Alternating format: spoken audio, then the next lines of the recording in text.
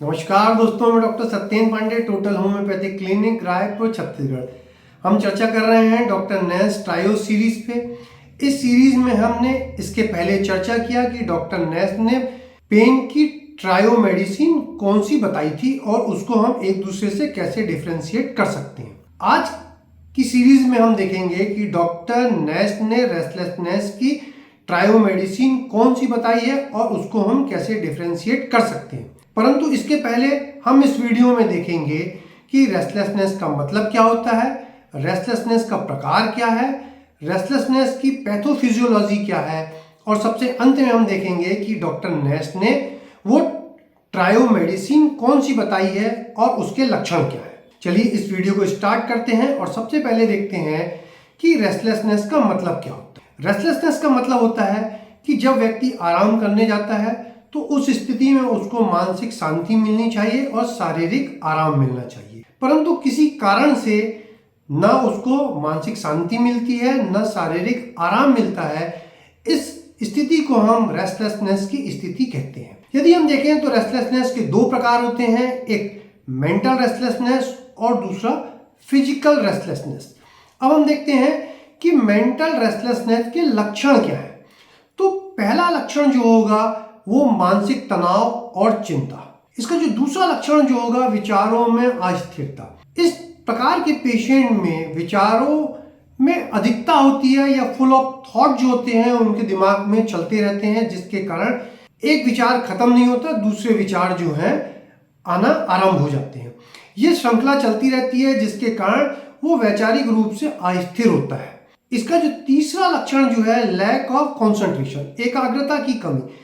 एकाग्रता की कमी के कारण वो किसी काम में फोकस नहीं कर पाता है, जिसके कारण उसके काम जो होते हैं बिगड़ जाते हैं। इसका जो अगला लक्षण जो है वह भावनात्मक अस्थिरता। भावनात्मक स्थिरता के कारण मूड स्विंग की उसको तकलीफ दिखाई देगी और डिफरेंट टाइप के मेंटल सेट्स जो हैं उस पेशेंट को दिखाई देंगे। यदि हम मेंटल रेस्टलेसनेस का यदि मुख्य सिम्टम देखें तो वो है अनिद्रा की बीमारी या फिर नींद की कमी। अब हम देखते हैं कि फिजिकल रेस्टलेसनेस का लक्षण क्या है। तो फिजिकल रेस्टलेसनेस का जो पहला लक्षण जो है वो फिजिकल स्ट्रेस है और थकावट है। इसका जो दूसरा लक्षण यदि हम देखते हैं तो दूसरा लक्षण जो है मांसपेशियों में दर्द और मांसपेशियों में तनाव। और इसका जो तीसरा जो लक्षण रहेगा वो शारीरिक अस्थिरता। यदि हम देखें मानसिक रेस्टलेसनेस और शारीरिक रेस्टलेसनेस जो है वो जो होते हैं एक दूसरे से काफी जुड़े हुए रहते हैं। अब हम देखते हैं रेस्टलेसनेस की पैथोफिजियोलॉजी क्या है। वैसे रेस्टलेसनेस की पैथोफिजियोलॉजी काफी जटिल है, परंतु इसके कुछ की पॉइंट है जिस पे हम चर्चा करेंगे। तो सबसे पहले हमको रेस्टलेसनेस का सेंसरी इनपुट मिलता है। ये इनपुट जो होता है कुछ भी हो सकता है। ये इनपुट मिलने के बाद ये सीएनएस में प्रवेश करता है। प्रवेश करने के पश्चात यहाँ पे पाए जाने वाले विभिन्न प्रकार के न्यूरोट्रांसमीटर जैसे डोपामिन वगैरह को ये एक्टिवेट करता है। इस एक्टिवेशन के कारण या सक्रियता के कारण जो होगा इसमें असंतुलन की स्थिति उत्पन्न होगी, जिसके कारण HPA एक्सिस जो होगा उसका एक्टिवेशन होगा। उस एक्टिवेशन के कारण जो होगा कुछ स्ट्रेस हार्मोन्स जो होंगे उनकी सक्रियता बढ़ेगी, खासतौर से कार्टिसोल वगैरह की। अब हम देखते हैं कि इस HPA एक्सिस के एक्टिवेशन के कारण जो होता है सिंपैथेटिक नर्वस सिस्टम जो होता है वो एक्टिव हो जाता है और ये नर्वस सिस्टम जो होता है फाइट एंड फ्लाइट मोड में चला जाता है। इसके पश्चात जो होगा मस्कुलोस्केलेटल सिस्टम एक्टिवेट होगा, जिसके कारण मांसपेशियों में तनाव और दर्द की स्थिति उत्पन्न होगी। इसके पश्चात स्ट्रेस रिस्पॉन्स के कारण क्रिया की प्रतिक्रिया होगी। अंत में फीडबैक लूप के कारण ये रेस्टलेसनेस और ज़्यादा बढ़ेगा। ये थी रेस्टलेसनेस की पैथोफिजियोलॉजी। अब हम चर्चा करते हैं कि डॉक्टर नैश ने रेस्टलेसनेस की वो कौन सी ट्रायो बताई है।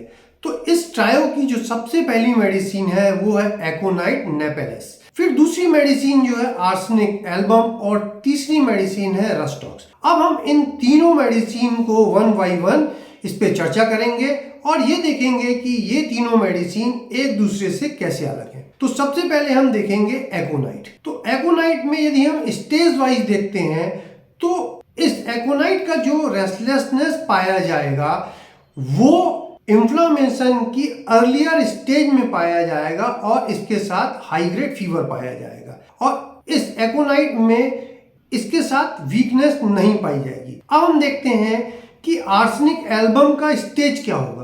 तो आर्सेनिक एल्बम जो होगी वो इन्फ्लामेशन की लेटर स्टेज में हमको उसकी रेस्टलेसनेस मिलेगी। इसके साथ जो होगा लो ग्रेड फीवर हमको मिलेगा। लो ग्रेड फीवर इसलिए मिलेगा क्योंकि वाइटलिटी लो होने के कारण जो होता है उसके कारण लो ग्रेड फीवर मिलेगा। इसके साथ यदि हम देखें तो हमको कमजोरी मिलेगा। यदि हम एकोनाइट का कैरेक्टरिस्टिक्स देखते हैं तो एकोनाइट का कैरेक्टरिस्टिक्स में एक्यूट, सडन और वायलेंट का जो लक्षण है लगभग हर सिम्टम के साथ मिलेगा।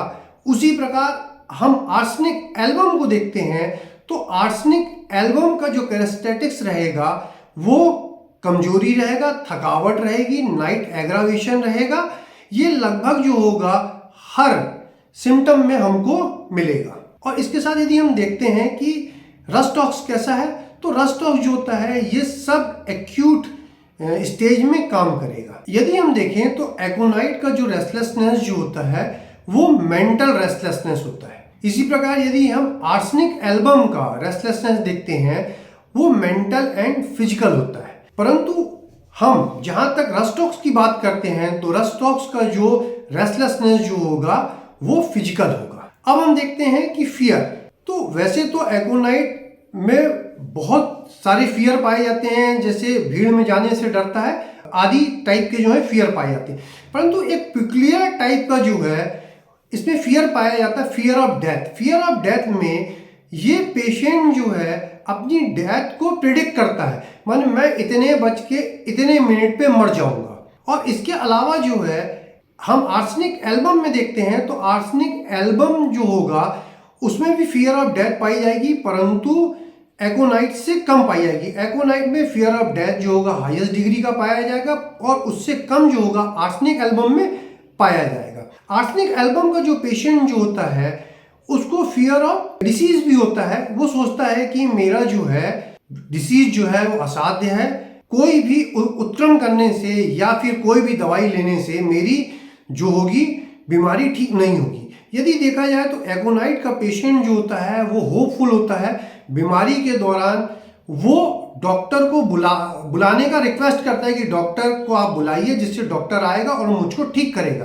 परंतु आर्सेनिक एल्बम में ऐसा नहीं होता। आर्सेनिक एल्बम में वो होपलेस रहता है। वो सोचता है कि डॉक्टर को बुलाने से कोई फायदा नहीं है, मेरा रोग जो है असाध्य है, मैं किसी भी तरीके से ठीक नहीं होगा। यदि हम रस्टॉक्स में देखें तो रस्टॉक्स में फियर ऑफ डेथ नहीं पाया जाता। अब हम इन तीनों का रेस्टलेसनेस देखते हैं कि इसका रेस्टलेसनेस कैसा होता है। तो यदि हम एकोनाइट का रेस्टलेसनेस देखें तो मैंने पहले भी बताया है कि एकोनाइट का जो रेस्टलेसनेस जो होता है मेंटल रेस्टलेसनेस होता है। मेंटल रेस्टलेसनेस के कारण जो होगा वो व्यक्ति फियर के साथ बार बार करवट बदलेगा और वो इतनी उसमें ताकत रहती है कि वो अपने आप से जो है करवट बदल सकता है, परंतु इस करवट बदलने से उसको कोई आराम नहीं होता। यदि हम आर्सेनिक एल्बम में देखें तो आर्सेनिक एल्बम का जो रेस्टलेसनेस जो रहता है मेंटल के साथ फिजिकल भी रहता है।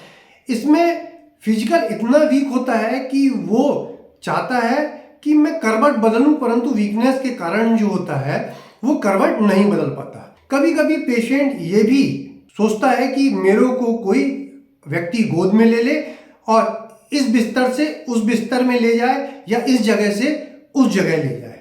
तो ये आर्सेनिक एल्बम का लक्षण है।